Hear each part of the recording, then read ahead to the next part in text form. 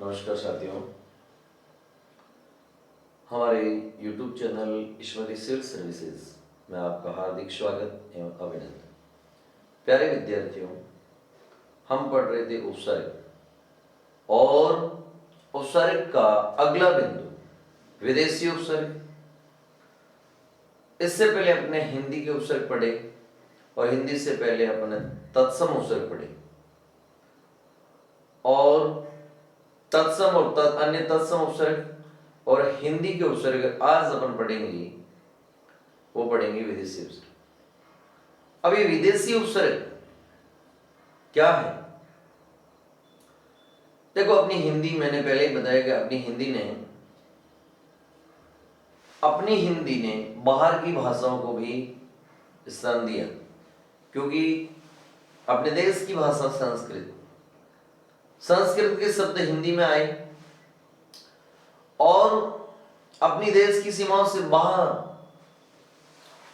जैसे सबसे पहले अरब आक्रांत आए, फिर तुर्क आए, फिर मुगल आए और उसके बाद अंग्रेज, जो अपने साथ भाषा लेके आए, अपनी भाषा संस्कृति जो लेके आए और राजकाज में उनकी भाषा प्रयुक्त होने लगी तो उनके शब्द हिंदी में आ गए, इसलिए हमें विदेशी उपसर्ग पढ़ने पड़ेंगे। तो देखिए, इस विदेशी उपसर्ग आर्यस मेंस के लिए उपसर्ग युक्त शब्द, उसमें उपसर्ग अलग करना है, कौन सा उपसर्ग विदेशी लगा, कौन सा क्या लगा है, और विदेशी उपसर्ग दिए होंगे और उससे नए वर्ड बनाने। तो वेरी इंपॉर्टेंट है, इसको अपन पढ़ेंगे। तो एक एक क्रम वाइज, क्रमिक तक इसमें। तो शुरू करते हैं आज की अपनी क्लास। सबसे पहले बे। बे का अर्थ होता है रहित। बे का अर्थ होता है रहित। जैसे ये बे का अर्थ होता है रहित। बे का अर्थ होता है रहित और बे से बनता है बेघर। बे से बनता है बेघर, बेवफा, बेदर्द, बेसमझ, बेवजह, बेहया और बेहिसाब। अब सीधा सा अर्थ है बेधन घर से क्या बनेगा? बेघर। बेधन वफा से बेवफा। और भी इससे शब्द हैं, जैसे बेवकूफ, बेवकूफ, बेवकूफ। ऐसे पढ़ोगे तो आपको इससे अलग अर्थ समझ में आ जाएगा। बेवकूफ का अर्थ है बेव, मतलब जो समझदार नहीं, मूर्ख। इसी तरह बे से बनेगा बे अक्ल, अक्ल से रहित, बे इंसाफी, बे इज्जत, बेकार, बेचारा। तो आप लिखिएगा बे अक्ल, बे इज्जत, बे इंसाफी, बे चैन, चैन नहीं, बेचैन,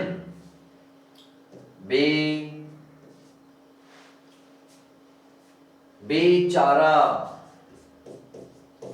कोई चारा नहीं, बेसहारा, बेखबर, जिसे कोई खबर नहीं, बेखबर, खबर से रही। जैसे कहते हैं ना, बेखबर बादशाह, जिसको कोई खबर नहीं, बेखबर बादशाह। बेकार, बेकार। इसी तरह बनेगा बेखौफ, बेजान, बेडौल, बेखबर, खौफ, बेजान, बेडौल, बेतरतीब,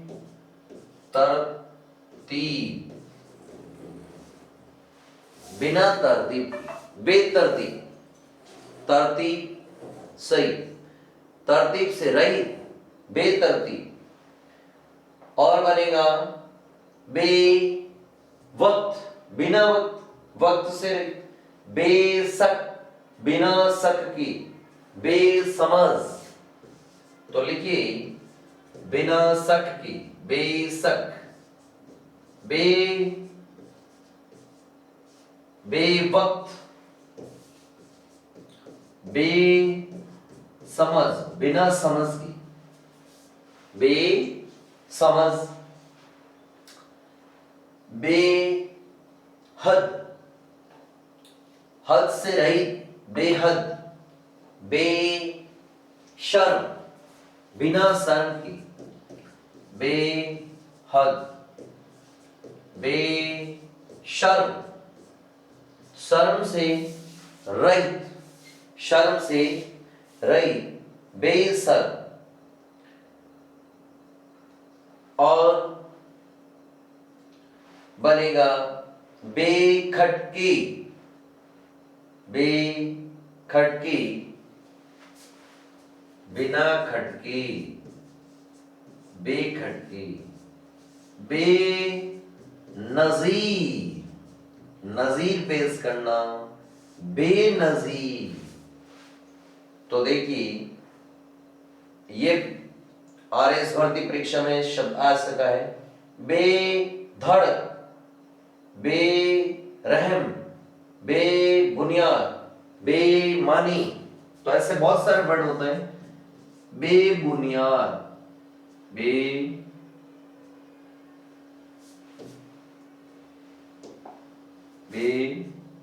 बेबुनियाद, बेरहम, बेधड़क, बिना धड़के। तो इस तरह ये बेस से बहुत सारे वर्ड बनते हैं। ध्यान दीजिएगा इस शब्द के अंदर बे, और आप इसका उच्चारण करते हैं तो आप बे शब्द बे पे जोर दें और फिर दूसरा वर्ड बोलें, ताकि आपके दिमाग में ये याद रहे। वहां जाकर के आप ऐसे बोलोगे तो आपको ऑटोमेटिक ऐसा लगेगा कि ये ऐसा, इसका अर्थ ये होगा और इसमें ये उपसर्ग है। तो आप इसकी स्क्रीनशॉट ले सकते हैं। चलिएगा अपन आगे चलते हैं। जैसे ये जो पीछे है उनका एक प्रश्न है, जैसे मैंने एक वर्ड लिखा बेचारा, बेजान,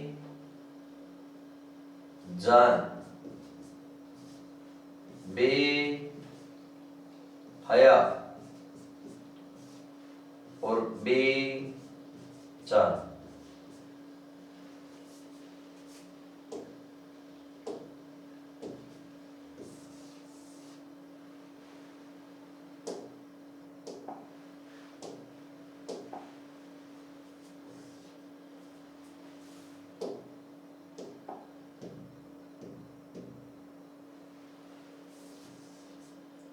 बेचाने, आपको बोला कि भिन्न उपसर्ग है या भिन्न उपसर्ग है, ऐसे प्रश्न आएंगे 1 2 3 4। तो आप ऐसे इसे अलग करोगे तो बेधन चारा, कोई चारा नहीं, बेधन चारा, कोई जान नहीं, जैसे बेधन जान, बेधन हया। लेकिन यहां आप देखोगे तो यहां ये शब्द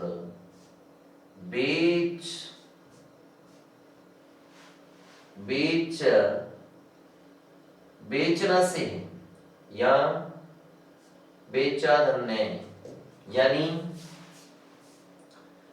ये बेचना, बेचान बेस से लिया गया है, बेचना शैल से लिया गया है, बेचना में बेस शब्द है, बेच, बेच से बेचान बना, बेचा से, बेचा प्लस नहीं, बेचान, तो ये अलग है, ये रहेगा। तो ये देखिएगा इस तरह उस तरह पहले भर्तियों में आ चुके हैं। तो देखिए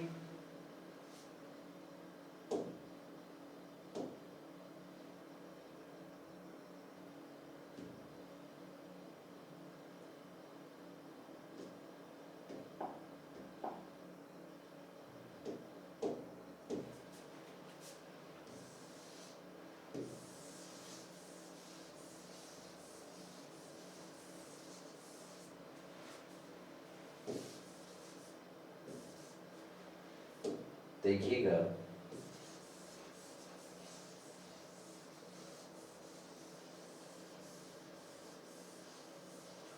आगे चलते हैं। दर, अगला अपना उपसर्ग है दर। दर का अर्थ है मैं, दर का अर्थ क्या है? मैं, दर का अर्थ मैं। जैसे दर से दर धन असल, असल, इसको जोड़ोगे तो दरअसल बनेगा, दर हनी में, और इसको दोनों का साथ संयुक्त अर्थ लिया जाएगा असल में, असल में। दर से दर बार, दर धन बार, दर धन फास्ट, दर धन हकीकत, हकीकत में, दर धन म्यान, म्यान में। और दर से बनेगा जैसे दर धन किनार, दर धन किनार, दर धन कार, दर धन वेश। तो दरवेश, दर किनार, दरवेश, दर किनार और दर कार, ये वर्ड इसमें और है। जैसे दर कार यानी दर धन कार, दरवेश, दर धन वेश जुड़ेगा तो दरवेश शब्द बन जाएगा, और इसका अर्थ होता है फकीर, फकीर। और दर धन किनार, किनारे कर देना, बोलते ना, इसे दर किनार कर दिया, किनारे में कर दिया, एक तरफ कर दिया, तो दर धन किनार से दर किनार शब्द बनता है। तो इस तरह 10 दर का अपने हो गया। अगला है बा। बा का अर्थ है सही, बा का अर्थ क्या है? सही। बा धन इज्जत, इज्जत का अर्थ मान, सम्मान।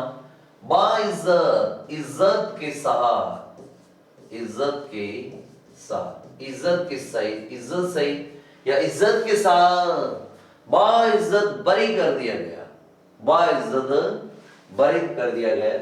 तो बा का अर्थ होता है शहीद, बा का अर्थ क्या होता है?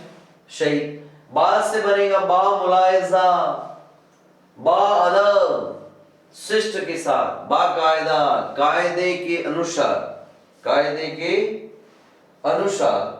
तो इस तरह ये बा की अर्थ बने, तो इसका अर्थ अनुसार भी है और साथ भी है, तो इसका अर्थ इसे अनुसार भी कहते हैं और कहीं कहीं साथ भी कहते हैं, मैं भी है। जैसे बा धन कायदा, कायदे के अनुसार, कायदा, कायदे के अनुसार, ये ऐसा वर्ड बनेगा। बाधन अदब, बाधन अदब, अदब है शिष्टता, शिष्टता के साथ। बा मुलायजा, लिहाज के साथ, लिहाज के साथ। तो इस तरह इसके वर्ड बने। ठीक है, अगला है अपना बा हो गया, और अगला है कम। कम का अर्थ है अल्फ, अल्प भी कह सकते हैं, थोड़ा भी कह सकते हैं। अल्प भी होता है, थोड़ा भी होता है, न्यून भी होता है, थोड़ा भी कह सकते हैं, न्यून, या ये हीनता मोदक शब्द है, कैसा शब्द है? हीनता बोध, कम अक्ल, ये हीन बात कर रहा है जिसके अंदर अक्ल की कमी हो।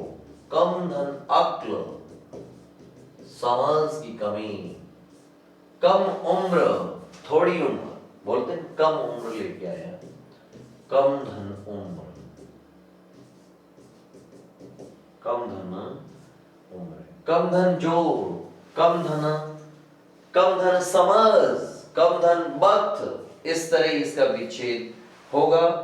और इसमें कुछ वर्ड हैं जैसे कम सिन, कम सिन भी बनता है। कम सिन, कम सिन। कम वक्त को अलग करेंगे तो कम धन वक्त, और इस कम वक्त का अर्थ होता है अभागा। कम वक्त का अर्थ होता है अभागा। कोई व्यक्ति अभागा हो, जिसकी किस्मत भी साथ नहीं दे, बोलते नहीं ये तो अभागा है, कम वक्त है। क्या है? कम वक्त है, नहीं अभागा। वेरी इंपॉर्टेंट है, इसको आम बोलचाल की भाषा में अपन प्रयोग में लाते हैं। अगला है ला। ला का अर्थ है परे। ला का अर्थ क्या है? परे या बिना, परे या बिना। ला से बनेगा ला इलाज, इलाज से, इलाज के बिना। ला वारिस, ला धन वारिस, वारिस का अर्थ है मालिक, जिसका कोई मालिक नहीं, जिसका कोई वारिस नहीं, बिना वारिस के। बोलते हैं ना लावारिस वस्तु मिली, लावारिस बच्चे मिले, ठीक है, जिसका कोई वारिस नहीं, लापरवाह, जो कोई परवाह नहीं करता हो, ला धन परवाह, किसी काम की फिक्र नहीं करे, उसे लापरवाह कहते हैं। जिसका कोई पता नहीं, उसे लापता कहते हैं। और जिस चीज का कोई जवाब नहीं, जवाब, लाजवाब, बोलते हैं वाह क्या बात है, क्या जवाब दिया है, जिसका कोई जवाब ही नहीं, क्या प्रश्न किया है, उसका कोई जवाब भी नहीं, लाजवाब। और बनता है लाचार, लाजिम, और शब्द बनता है लाचार,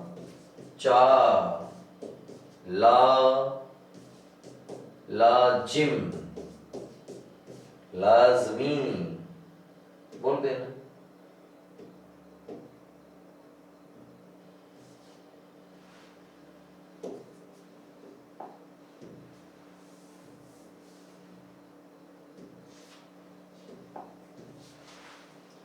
तो देखिए ये है ला की। अब अपन अगला चलेंगे, अगला है ना। ना का अर्थ है नहीं। ना का अर्थ क्या है? नहीं। ना का अर्थ होता है नहीं, और ना का अर्थ बिना भी होता है। ना का अर्थ नहीं भी होता है और ना का अर्थ बिना भी होता है। ना से बनेगा ना धन पसंद, जो पसंद नहीं, बिना पसंद की। ना का अर्थ बिना, और बिना पसंद जिसे लाइक बोलते हैं, जो अपने लिए पसंद हो, बिना पसंद उसे बोलते हैं नापसंद। ये मुझे नापसंद है। नाकाम, बिना काम के। नाबालिग, जो बालिग नहीं है, जो बालिग नहीं है, जिसकी 18 वर्ष उम्र नहीं हुई है, उसे नाबालिग कहते हैं। बिना कोई जायज नहीं कोई चीज, तो उसे बोलते हैं नाजायज, फायदा उठा रहे हो आप। नालायक, जो लायक नहीं। नाराज, नादान, तो इसे नाधन राज बनेगा, और इधर बनेगा नाधन दान। नादान का अर्थ है अनाड़ी, या ना समझ भी कह सकते हैं इसे। और ना से बनेगा ना काम, ना कारा, ना खुश, ना चीज, ना इंसाफी, ना पाक, ना मुराद, ना मुमकिन, और ना ला। नापाक कहते हैं, नापाक हर की, पाक का अर्थ होता स्वच्छ, अच्छी, नापाक हरकत करना, ना इंसाफी, ना इंसाफी की, इंसाफ नहीं, ना खुश, खुश नहीं, जिससे ना चीज, ना चीज, ना चीज, ना के सभी, ना खुश, ना कारा जो काम का नहीं, ना कारा, ना ना कारा, और बनेगा ना मुमकिन जो मुमकिन नहीं, ना मुमकिन। और एक वर्ड बनता है ना क, वो भी ना से बनता है, ना मुराद, मुराद नहीं, वो कोई मेरी मुराद पूरी होगी, मेरी इच्छा पूरी होगी, कोई इच्छा नहीं, ना मुराद। तो इस तरह ये ना से बना है, वेरी इंपॉर्टेंट है ये भी उससे। अगला है हर। हर का अर्थ है प्रत्येक या हर एक, हर एक, हर, हर शब्द का अर्थ है प्रतीक, हर, हर का अर्थ है प्रत्येक, तो हर से बना हरदम, हरदम, हरदम, हरदम, प्रत्येक दम, ठीक है, हर वक्त, प्रत्येक वक्त, हर रोज, हर रोज, प्रत्येक, हमेशा, हर हाल, हर मुकाम, हर घड़ी। तो इससे ऐसे हर से वर्ड बनता है हर बार, एक वर्ड बनेगा हर बार, हर जाई, हर कोई, हर बार, हर जाई, हर कोई, ठीक है। हर जाई का अर्थ लिख लीजिएगा, हर जाई का मतलब होता है आवारा, हर जाई यानी होता है आवारा। ये हर से शब्द बना है। अगला अपन देखते हैं खुश। खुश का अर्थ होता है श्रेष्ठ, खुश का अर्थ क्या होता है श्रेष्ठ या अच्छा, अच्छा भी कह सकते, खुश का अर्थ अच्छा। खुश से बना खुशनुमा, खुश धनुमा, खुशहाल, खुशबू, खुश यानी अच्छी, बू यानी गंध, अच्छी गंध, उसे खुशबू कहते हैं, महक कह सकते हैं, इसका दूसरा नाम होता है महक। खुशखबरी, अच्छी खबर, खुश मिजाज, जो हमेशा खुश मिजाज रहे। और बनेगा खुश से, खुश दिल, खुशहाल, खुश से बनेगा खुशहाल, खुश दिल, ये वर्ड बनते हैं खुश से। तो देखिएगा, अब अपन आगे चलते हैं। बद, बद का अर्थ होता है बुरा, बद का अर्थ क्या होता है बुरा। बद से बनेगा बदबू, बुरी गंध, ठीक है। बद से बद चलन, जिसका चलन बुरा हो उससे बनेगा बद धन चलन। सब लिखने की जरूरत नहीं, आप देख सकते हो। बद से बदमाश, बदमिजाज, बदनाम, जिसका नाम बुरा हो गया है उससे बदनाम कहते हैं। बदनाम, बुरा नाम, बुरा नाम, बदनाम, बदकिस्मत, जिसकी किस्मत बुरी हो उसे बद किस्मत कहते हैं। और बद से बनेगा बद, बद जबान, बदजात, बदतमीज, और बनेगा बदसूरत, बदहजमी, बदहवास। बहुत सारे वर्ड बनते हैं।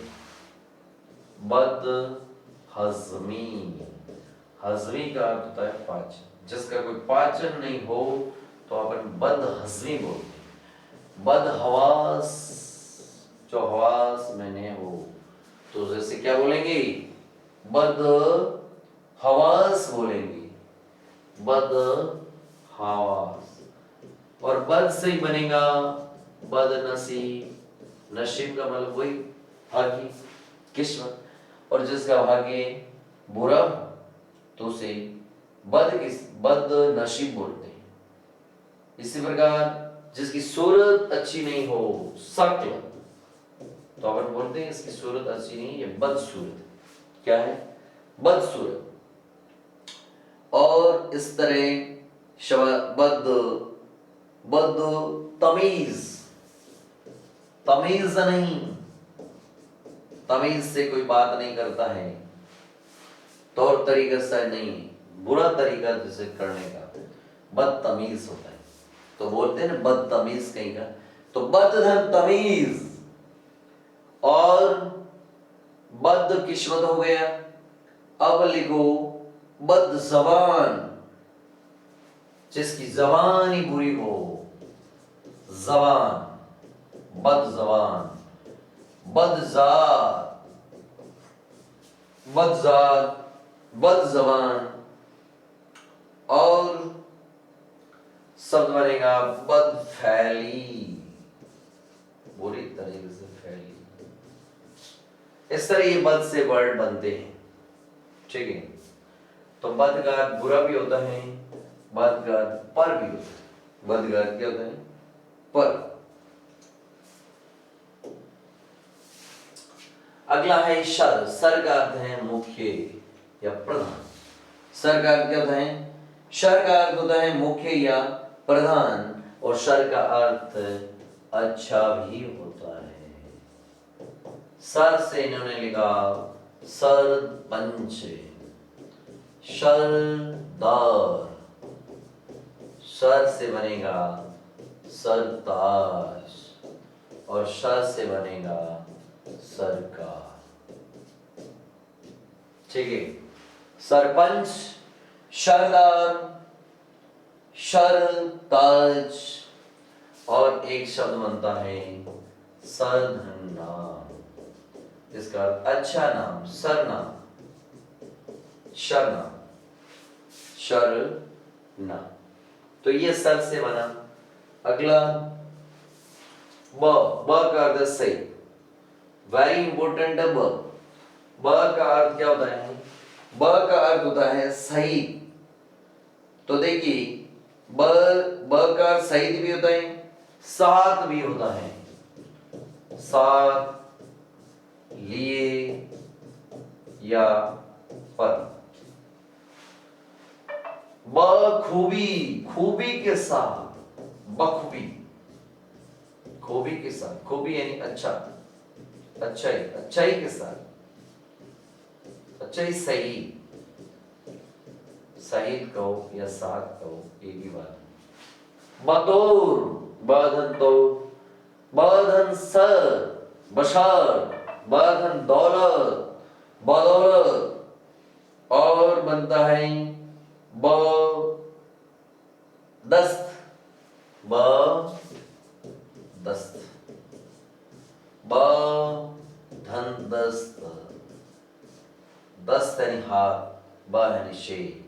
इस शब्द का अर्थ होता है हाथ से। वेरी इंपॉर्टेंट है ये। बद वाले में अपन को बद और ब इन दोनों से ये गड़बड़ कर सकता है।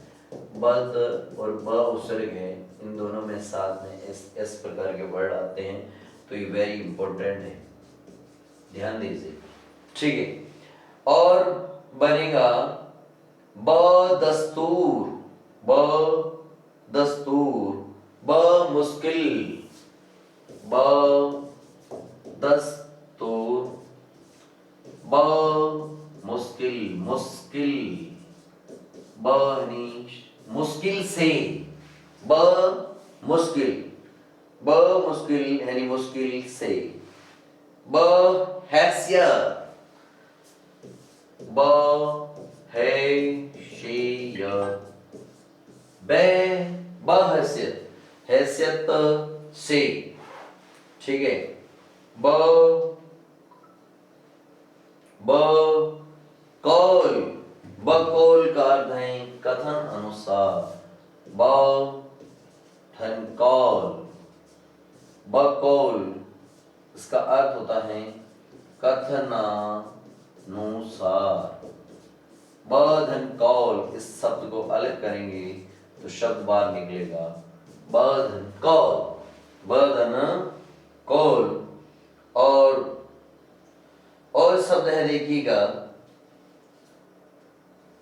और बतौर बजाय, बजाय, बजाय, इसको जोड़ोगे अलग करोगे तो बधन जाए।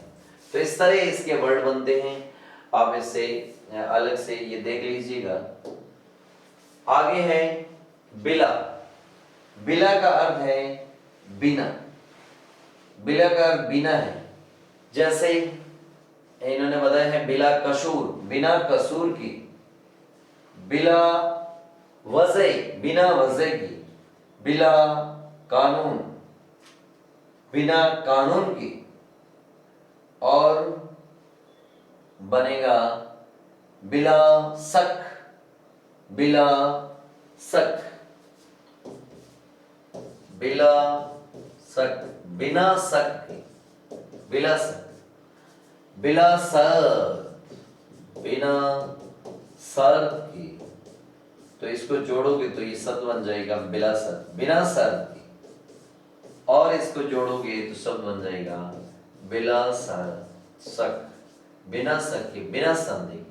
और इसको अलग करोगे तो शब्द बन जाएगा कोई कसूर नहीं, बिला कसूर, बिला वजह, बिना वजह, कोई वजह नहीं, बिना वजह। और बिला कानून, कोई कानून नहीं, बिला कानून, बिला धन का। तो इस तरह ये बिला का अर्थ होता है, ठीक है। अगला है बेस, बेस का अर्थ होता है अत्यधिक, बेस का अर्थ क्या होता है अत्यधिक। और बेस से वर्ड बनता है बेस कीमती, बेस कीमती, बेस धन कीमती। ये तो बेस कीमती चीज है जिसकी बहुत कीमत ज्यादा हो, बेस कीमत, इसकी भी कीमत ज्यादा हो, जिसकी कीमत अत्यधिक हो, उसे बेस कीमत कहते हैं, ठीक है। और अगला है नेक, नेक का अर्थ है भला, नेक का अर्थ क्या है, नेक का अर्थ भला है। और नेक से बनेगा नेक रहा, नेक नाम, अच्छा नाम। तो नेक का अर्थ भला नाम, और अच्छा भी कह सकते, अच्छा। नेक दिल, जिसका दिल अच्छा हो, भला दिल। और नेक से बनेगा नेक नीयत, जिसकी नीयत साफ हो, नेक नीयत, अच्छी नीयत, भली नीयत। तो ये देखिएगा। अगला है एन, एन का अर्थ होता है ठीक, एन का अर्थ होता है ठीक। एन से बनेगा एन वक्त, एन जगह, एन मौके, और एक बनेगा एन से एन इनायत, एन इनायत। और इसका अर्थ होता है सच्ची कृपा, सच्ची कृपा। और शब्द बन जाएगा एन आदमी, ठीक आदमी। इसका अर्थ होगा ठीक आदमी, आदमी ठीक है। तो एन का मतलब ठीक, तो एन धन वक्त से क्या बनेगा, एन वक्त यानी ठीक वक्त, एन जगह यानी ठीक जगह, एन मौके यानी ठीक मौके पर। तो ये है। अगला है हम, वेरी वेरी इंपॉर्टेंट है ये, बहुत बार ये पूछा जाता है। हम यानी शाद, हम यानी क्या होता है, शाद, और हम का अर्थ ही समान भी होता है। ये भी आप देख लीजिएगा, हम का समान, हम राज समान राज, हम धन राज समान राज, हम दम समान दम, साथ में है हम दम, हम बदन समान बदन, हम सफर साथ में सफर या समान सफर, समान दर्द हमदर्दी बढ़ना, दर्द को बांटना हमदर्द दर्द, और हमधन राज शब्द बनेगा हम राज। वेरी इंपॉर्टेंट है इसका प्रश्न, और ये प्रश्न आया है कि भिन्न उपसर्ग है, ऐसे आया था, भिन्न उपसर्ग है, और उसमें ये था हम सफर,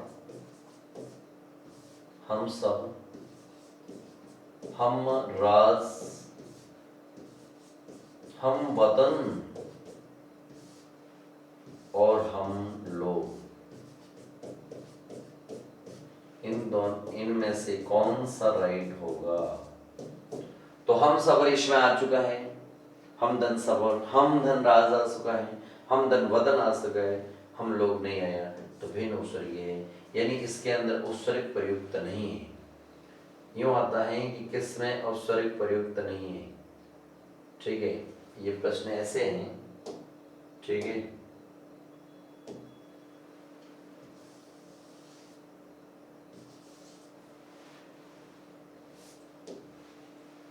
किसमें उपसर्ग प्रयुक्त नहीं है, किसमें उपसर्ग प्रयुक्त नहीं है, किसमें उपसर्ग प्रयुक्त नहीं है, ये ऐसा क्वेश्चन है, ठीक है, ये क्वेश्चन है।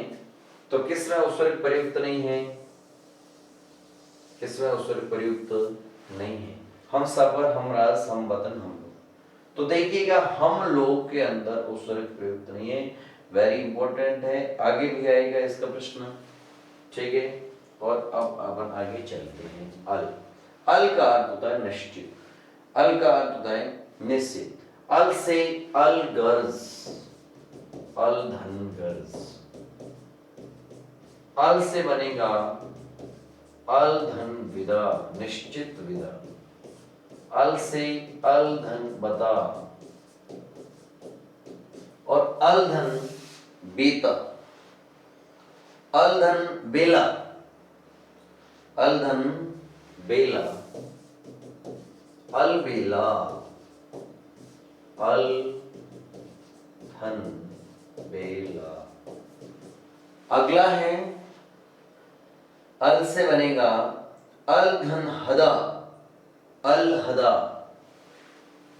अल धन हदा से शब्द बन जाएगा अल हदा, और अगला शब्द है अल धन कायदा, शब्द बन जाएगा अल धन कायदा।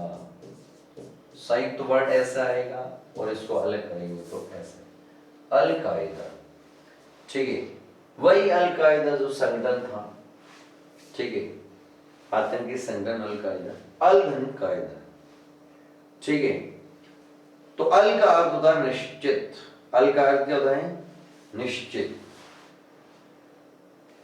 अब है अगला, अल हो गया, अगला है गैर, गैर का अर्थ होता है रहित या भिन्न, गैर का अर्थ क्या होता है? गैर का अर्थ होता है रहित या भिन्न। गैर से बनेगा गैर हाजिर, हाजिर नहीं, गैर हाजिर।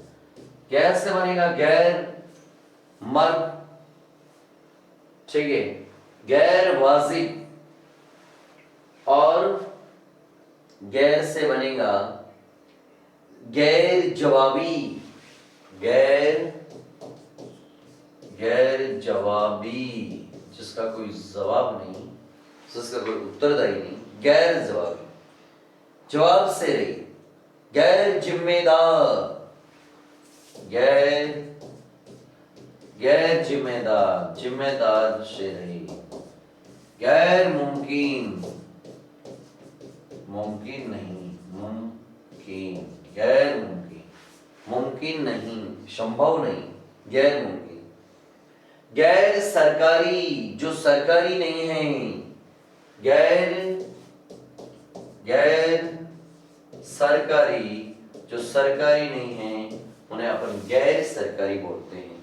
गैर से बनता है गैर कानूनी, गैर कानूनी, जो कानूनी नहीं है, गैर कानूनी, और गैर से बनता है गैर कौम, गैर कौम, ठीक है। इसे इस तरह ऐसे वर्ड बनते हैं, तो ये नए वर्ड आप देखिएगा और अपनी कॉपी में नोट कीजिए। अगला है हेड। हेड का अर्थ है प्रमुख। ये विदेशी इंग्लिश का उपसर्ग है, ठीक है। अभी तक हम फारसी और अरबी के पढ़ रहे थे, अब ये हेड है। हेड से बनेगा हेड मास्टर, हेड मास्टर, वह मास्टर जो संस्था का हेड है। हेड ऑफिस, हेड बॉय, ठीक है ना। इस तरह हेड का प्रधान, मुख्य, प्रमुख, मुख्य भी कह सकते, प्रधान भी कह सकते, ठीक है। ये हेड से बनेगा, ठीक है।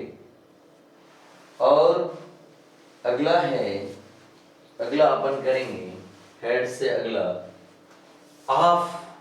हाफ का अर्थ होता है आधा। हाफ से बना हाफ, हाफ से बना हाफ कमीज, हाफ कमीज। हाफ टिकट, आधा टिकट, टिकट। हाफ से हाफ पैंट, हाफ पैंट, और हाफ से बनता है हाफ शर्ट, आधा शर्ट, ठीक है। तो इस तरह हाफ का हो गया। और अगला है अपना सब। सब का अर्थ है उफ। सब का अर्थ क्या है? उफ। सब से बना सब रजिस्ट्रार, सब registrar, sub committee, sub inspector, और सब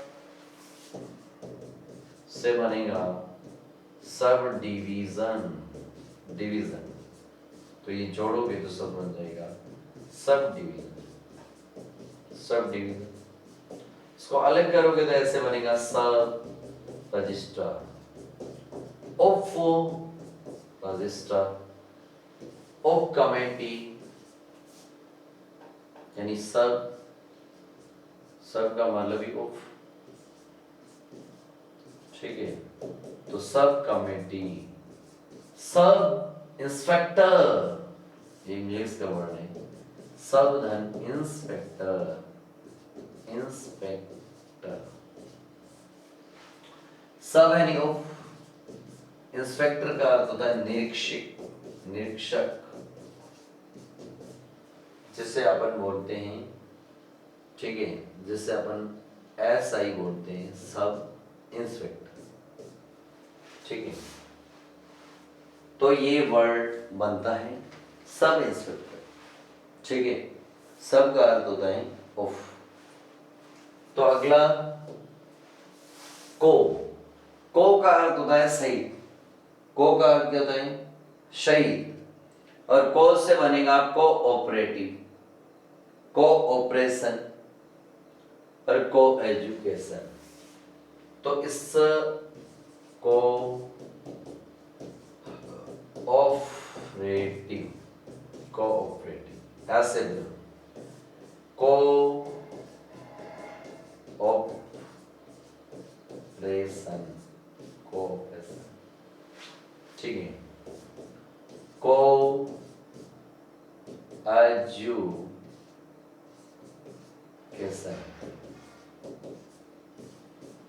इसका अर्थ होता है शिक्षा, शिक्षा, जहाँ लड़के और लड़कियां छात्र छात्राएं दोनों ही एक साथ शिक्षा लेते हैं उसी को एजुकेशन कहते हैं, ठीक है। तो इस तरह इनका अर्थ है, ये को शब्द है जो इंग्लिश वर्ड है, क्या है, इंग्लिश। को का अर्थ स भी होता है, स, जैसे को रिलेशन,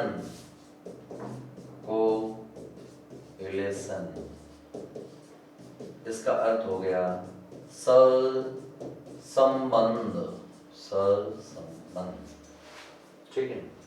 तो ये है को से। अगला अपना,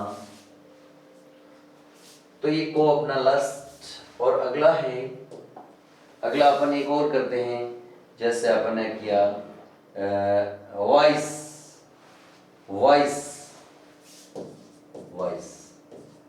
और वॉइस का अर्थ होता है ऑफ। इससे बनता है जैसे vice chairman, vice president, vice chancellor, vice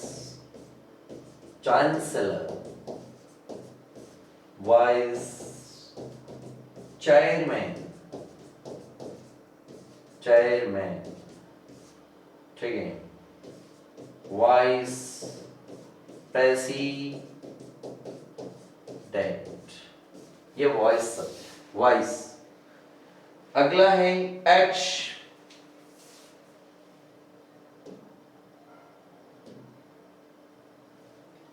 x, जैसे एक्स का अर्थ होता है पूर्व। एक्स से मैंने लिखा ex serviceman, ex prime minister, ex chairman, तो एक्स से बनेगा ex chairman, ex prime minister, ex prime minister, ex service man. Ex service man quota होता है जिसने सर्विस पहले पूरी कर चुकी है, ठीक। तो एक्स का अर्थ होता है पूर्व, ठीक है। तो चलिएगा, अपन ने आज इनको पढ़ा। इससे अलग और भी है, जैसे एक शब्द है बर, बर, बर, बर का अर्थ होता है, बर का अर्थ ऊपर, पर या बाहर। बर से शब्द बनता है, जैसे बर से बनेगा बरकरार, बरखास्त, बरदस्त, बरबार, बरवक्त। तो इससे वर्ड बनेगा बरदाश्त, बरकरार, ठीक है। बर से बनेगा बरदस्त, बरकरार, बरवक्त, बरबार, बरबार, बरवक्त, बरवक्त, और बनेगा बर्बाद हो गया, बरवक्त हो गया, और बरकरार हो गया, और अब लिखो बरखास्त, बरखास्त, कहते हैं बर्खास्त कर दिया, जिसे इंग्लिश में टर्मिनेट बोलते हैं, टर्मिनेट, बर्खास्त करना, बर्खास्त। इन शब्दों के आगे, सबके आगे ये नुक्ता लगती है। जैसे बरकरार में यह नुक्ता लगी, ये पार्शियल वर्ड ये, ठीक है। बर वक्त इनके आगे यहाँ लगी। इस नुक्ता का अर्थ होता है, ये फारसी वर्ड है, ठीक है। फारसी शब्दों में ये नुक्ता लगती है। उर्दू में जब खुदा लिखा जाता है और नुक्ता अगर सही प्रयोग नहीं कर रहे और नीचे की जगह ऊपर अगर कर दे, खुदा शब्द, खुदा शब्द है ये, खुदा शब्द, खुदा शब्द में नुक्ता, खुदा का अर्थ ईश्वर होता है, भगवान, अल्लाह, कुछ भी कह सकते, अल्लाह, ईश्वर, भगवान। उर्दू शब्द उर्दू भाषा में लिखते हैं, तब अपन ने अगर नुक्ता को सही तरीके से प्रयुक्त नहीं किया तो इस कहते हैं कि नुक्ता के हेर फेर में खुदा जुदा हो जाए। इसलिए कहाँ क्या बिंदी लगानी है, विशेष रूप से हमें ध्यान रखना है। तो दोस्तों धन्यवाद, एक बार आप इसे रिवीजन करिए, बड़े सा आपने सुना, आपको बहुत बहुत लॉट ऑफ थैंक्स, बड़े सा रिवीजन करें। Thank you.